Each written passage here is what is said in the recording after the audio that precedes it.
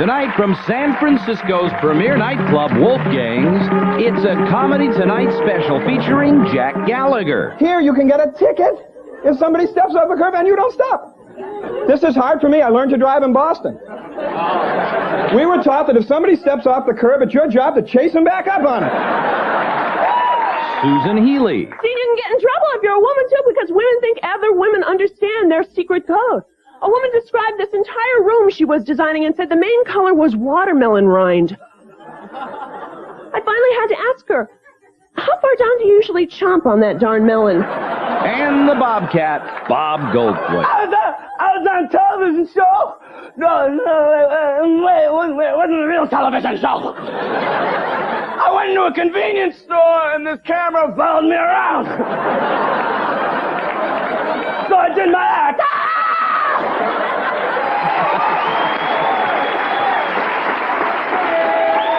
Good evening and welcome to Comedy Tonight. Once again, we have a great evening of comedy and entertainment with three great performers. And to get the whole thing going, our first comedian has been performing comedy for a long, long time. And he didn't stop in school. What do you mean, how long? What, this isn't the Carson show? He didn't stop with his school chums. He went on to do his comedy and special education classes that he taught. Some pretty fouled up kids, I'll tell you. Well, right now, you're going to see why he has entertained audiences from coast to coast. He is a really funny guy. Sometimes people mix him up with somebody else, so we'll pronounce his whole name. Headlines clubs and colleges throughout the country. Ladies and gentlemen, Jack Gallagher.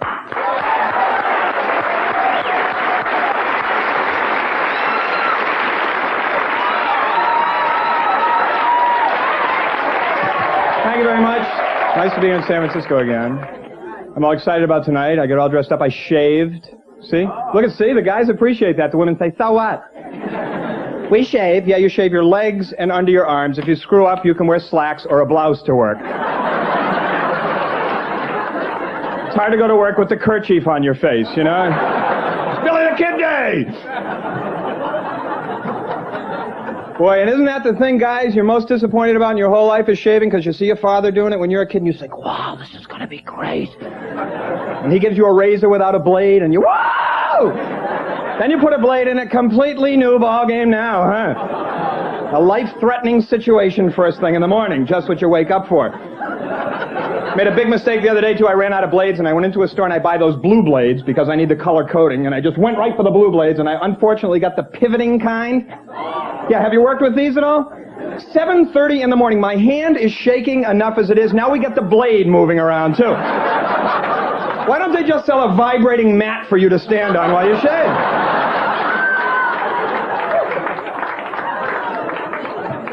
And you're going to cut yourself. That's a foregone conclusion. You're going to cut yourself on the danger areas right around here, right? The bone where the razor can hang up for a minute on the way through. Oh, yeah, you know it, too. You don't even look in the mirror. You go right for the toilet paper. That doesn't work either. You know that doesn't work. You put it on, right? It dries and falls off. You put another one on, it dries and falls off. Another one on, it dries, and by the end of the day, you get all these little Japanese flags around your apartment.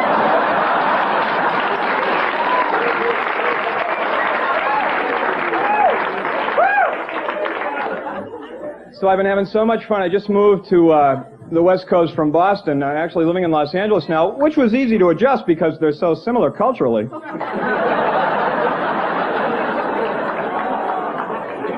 Does anybody know who has this mellow, laid-back California attitude and where they're hiding it? Does anybody? Certainly doesn't work on the freeway system around here, does it? People with glazed-over expressions. The first thing you learn when you move out here, and this is serious, don't use your blinker. Because if somebody knows you want it, they want it. I was going to go over there, I really was. I don't use my blinker anyway because I've been driving for such a long time that I drive on instinct now. You know, you're driving along, you get a feeling, let's go to the passing lane. You just go over to the passing lane. How often have you done that? You get halfway over there, there's somebody there you didn't see. Whoa! Anything more embarrassing than that? I don't think so. That's why when those people pass you, you don't look at them.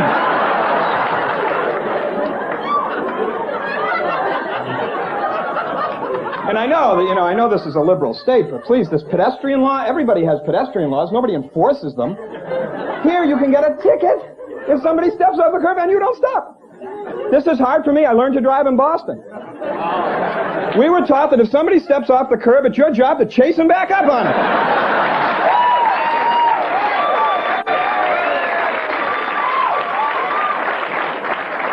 That's what that yellow line's down the road for. That delineates whose responsibility the pedestrian is. If you can't get him, chase him over there. At least pick up an assist for yourself.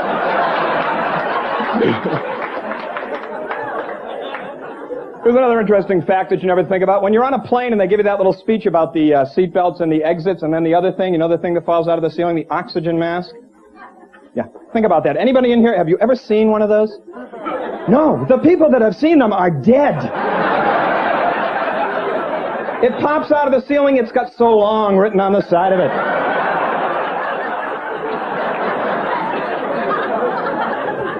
Alex mentioned that I taught school for a long time. I did. Taught elementary school, second, third graders with dyslexia. Hard job. I give anybody that teaches credit. It's a very hard job. People say, teaching's easy. It isn't. It isn't. You know what the hardest part is? Dealing with kids who know more about stuff than you do. This happens, but you're ready for it. Even the dumb kids sometimes stumble on a question you weren't ready for. Say, hey, Mr. Gallagher, like what happens, say, you divide that by a fraction?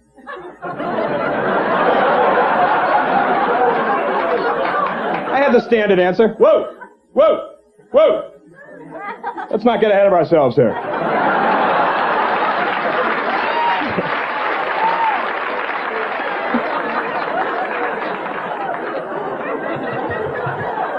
I'm married now. My wife wants to have kids. I don't want kids. I don't want kids until I understand everything there is to understand about her.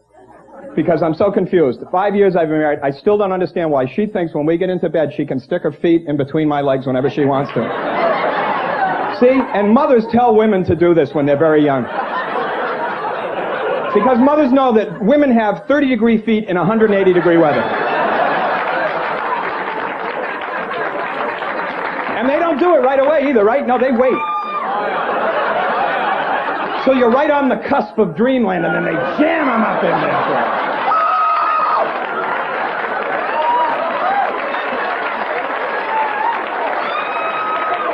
I was just trying to warm up. Do you want to have kids, honey? Is that something you've thought about? Because we got cryogenics happening down here, okay? Walt Disney and I are sharing a bunk at this point. So she says to me, if you're not going to get me kids, get me a pet. Same thing, right? She wants a dog now. You have to be very careful the kind of dog you buy because people judge you by the kind of dog you have. See? And I'm over 30, so I want a big dog. Because over 30 guys like big dogs, setters, retrievers, dogs they can live vicariously through. Yeah. Dogs that'll do things they wish they could do, but they know they never will. Like ride standing up in the back of the pickup at 80 miles an hour.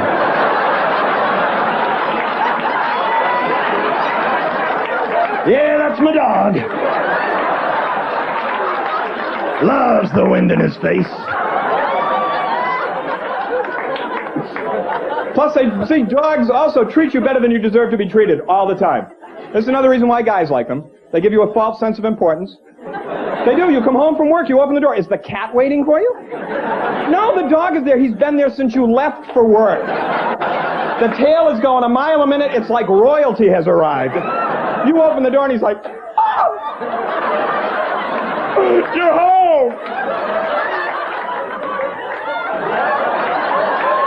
You are so great. Touch me.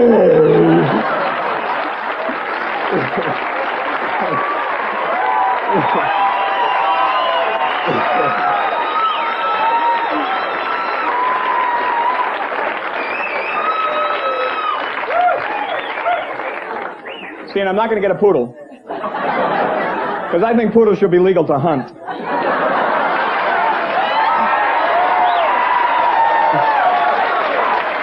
See how many people agree? See, if you all wrote one letter to a congressman, this whole poodle thing started out as a joke. It's gotten way out of hand. And poodle owners, they should be legal a couple of weeks out of the year, too. Pierre is an excellent watchdog. Oh, I bet he is. Well, you're scaring me now, Pierre. Here's something for you, pal. Here you go, Pierre.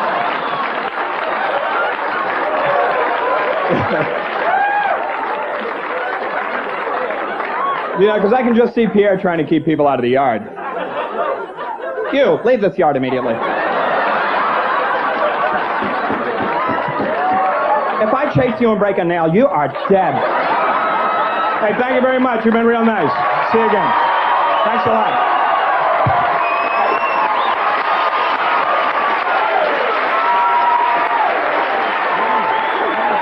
Great, huh? Jack Gallagher. Whoa!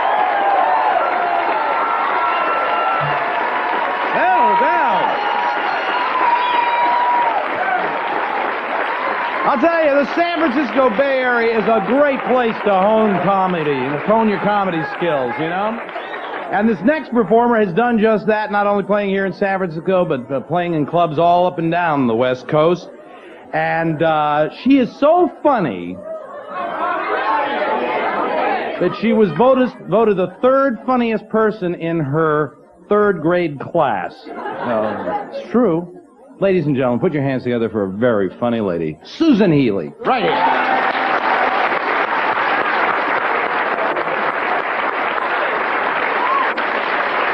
All right.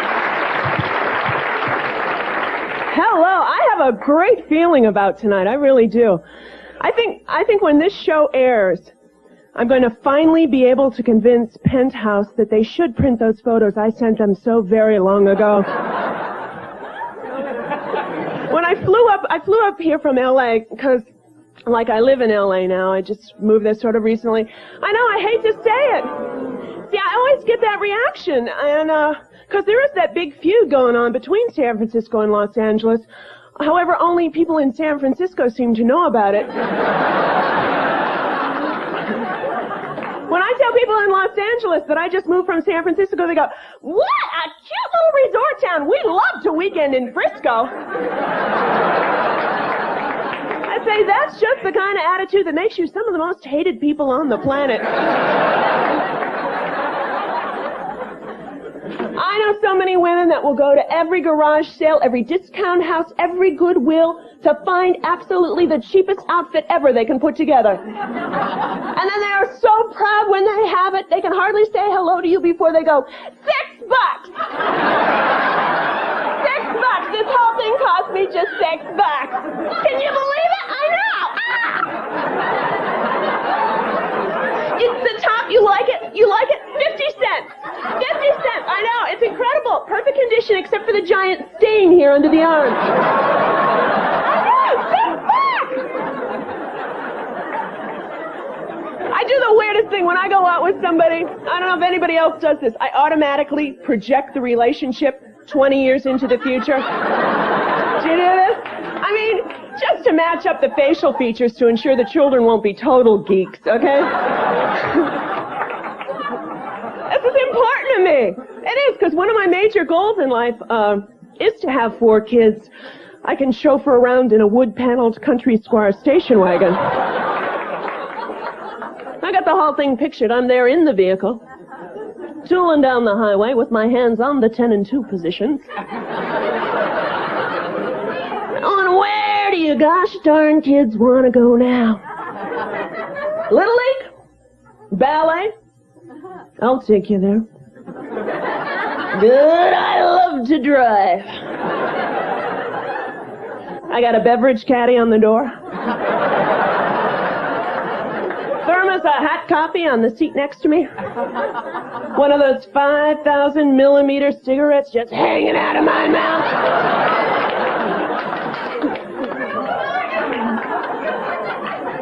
Then I got it all figured out. When everybody else in the whole house is fast asleep, late at night, I get back in that vehicle, get on that long ribbon of highway, and drive. Keep on driving, headed towards that Stuckey's in Winnemucca. Keep on driving across those bottom of the flats, headed towards Salt Lake City. Keep on driving. Just keep driving. See how far I can go? And still get back in time to fix some breakfast. Sure, it's a dream, I know that. But it's my dream. How many people here tonight aren't like me at all? And actually go to the International House of Pancakes and expect to see people of different nationalities.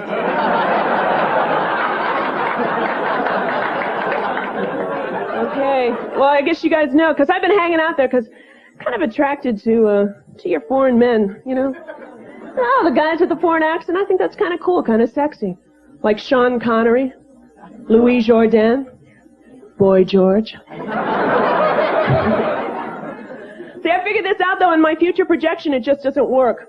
Because I'm pretty sure if I married one of these guys, my kids would decide it was cooler to have that kind of accent.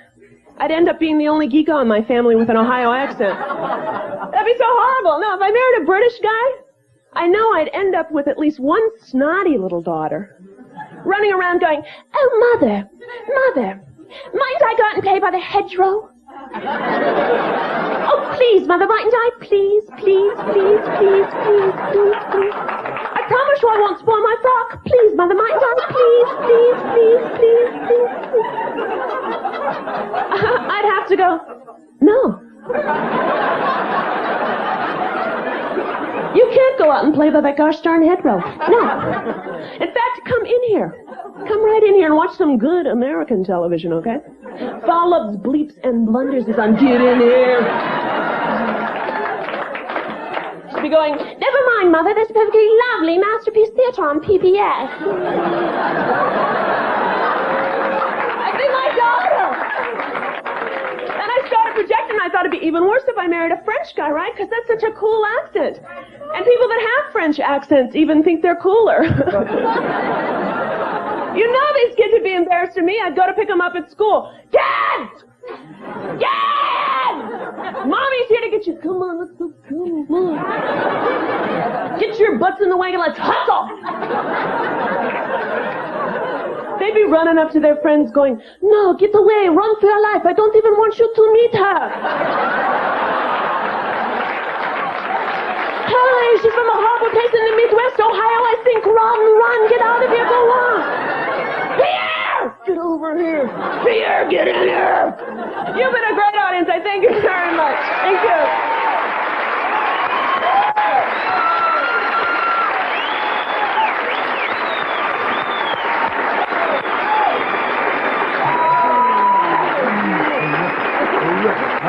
Susan Healy. Susan Healy. Oh, yeah. You bet you'll believe it. You know, comedy has many faces. You've got all different types. You got stand-up comics. You've got prop comics. You got people who juggle. You got ventriloquists. You got mimes. Well, anyway, there are lots of types of comedy. Many fit in the variety category. Our next comic doesn't fit into any category, and that's why he's so unusual. I'm going to vary from this card and just say he's one of the funniest human beings it has ever been my privilege to know.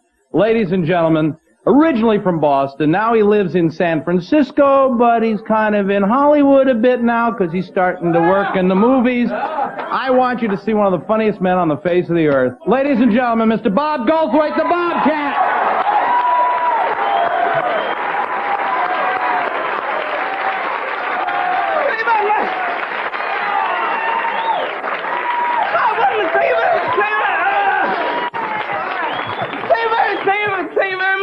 Thank you very much. It's very nice to see you. It's real nice to be on public television, you know.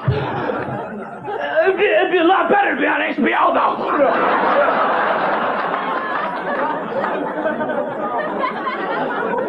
It would. So I think like lots of times people on a TV show and then they start flipping around because we have the wonderful cable television now. So I think like a lot of people probably didn't see the rest of the show and then they just turn this show on.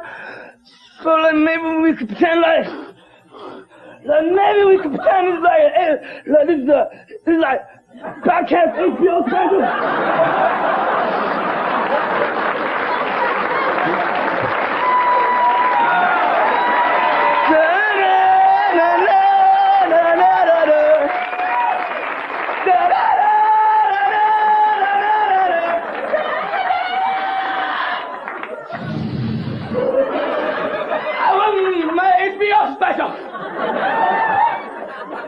Where can I put this where you can't possibly ever edit it out?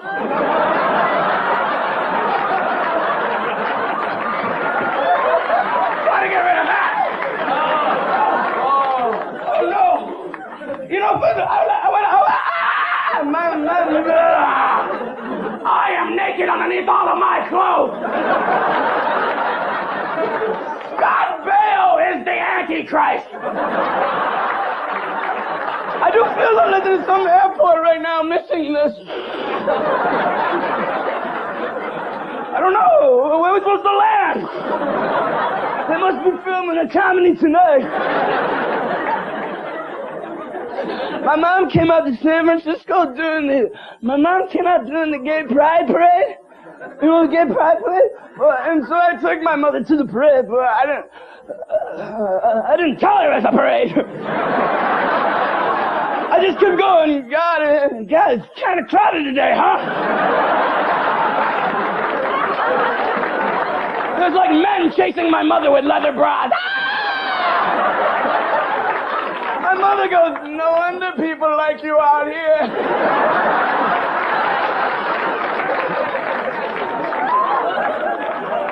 You guys know what the Holy Shroud of Turin is? Do you know what that is? That's when Jesus died. They buried Jesus in this cloth. And then they peeled it off, and then Jesus' face was right on the cloth. My theory is that cloth was made out of silly putty. We're to believe that Christ died, he's in heaven going, I don't know, do you see a face around here? And God's in the corner going, no. No, we only had the one boy. I don't drink or take drugs. And the last time I drank, I went to Los Angeles. I'm in Hollywood. This woman came up to me after the show and she goes, hey, I really like your act. Will you come over to my house and do some cocaine? Oh, yeah, I'm the guy you want wired in your apartment.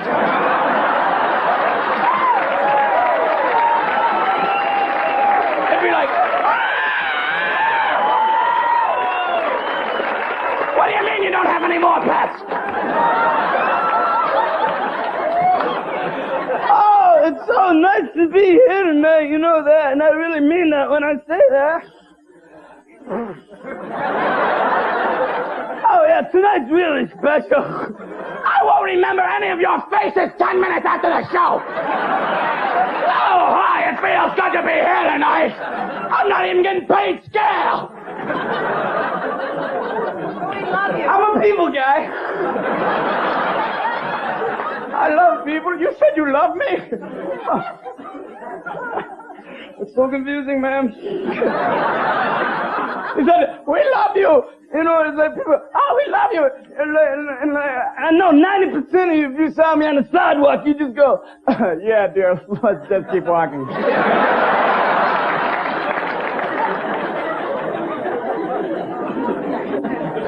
I was shocked for my face after that Holy Shroud of Turin. You know? Oh, that reminds me, Manson, Chuck caught his face on fire. I can call him Chuck. He caught his face on fire. Manson's face is on fire in prison. I'm going, oh yeah, there was oodles and oodles of people waiting to put that blaze out. What's that? Looks like Manson's on fire. What do you want to do?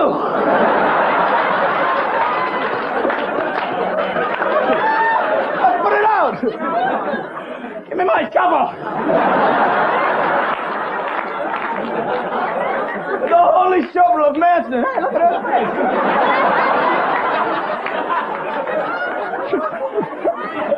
I found a hair in my mouth.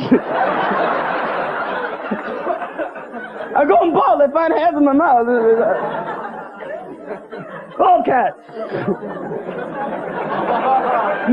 Maybe they're going all the way through my head. Menopause.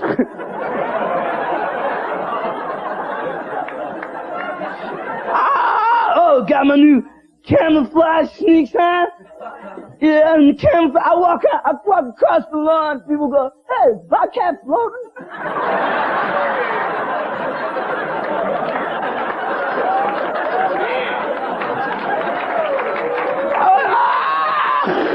Well, these are some paintings I did. You're saying, oh, God, all this, and he knows how to paint.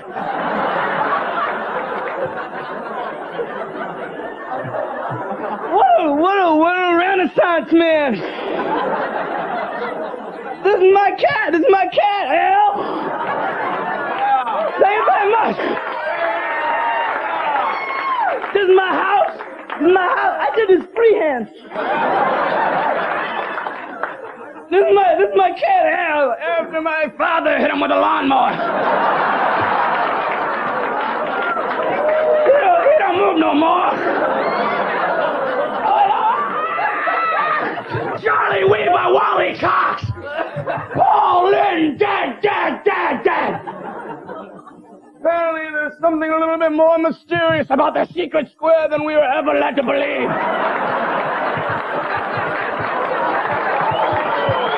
Thanks for encouraging my behavior.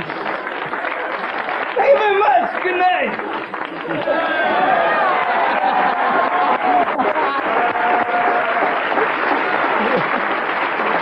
Bob Goldthwait, ladies and gentlemen. Yes. We want to thank the Bobcat, Bob Goldthwait, Susan Healy, Jack Gallagher, and of course the people here at Wolfgang for letting us use the hall. And give yourself a big round of applause for being a great audience. We'll see you next time on Comedy Tonight. Yeah!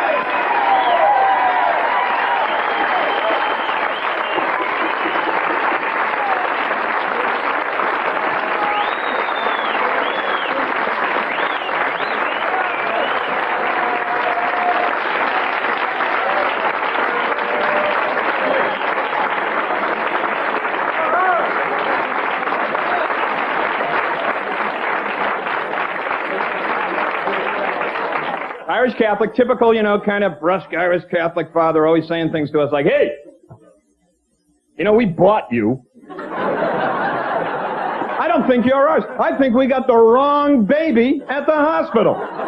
My father used to say that all the time. Drove my sister Chin Lee crazy.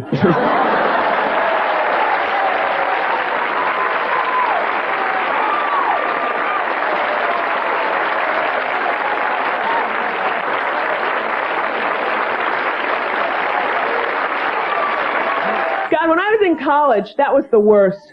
That was the worst poor I've ever been. I would wake up in the morning, look around my apartment, and my first thought would be, what can I sell?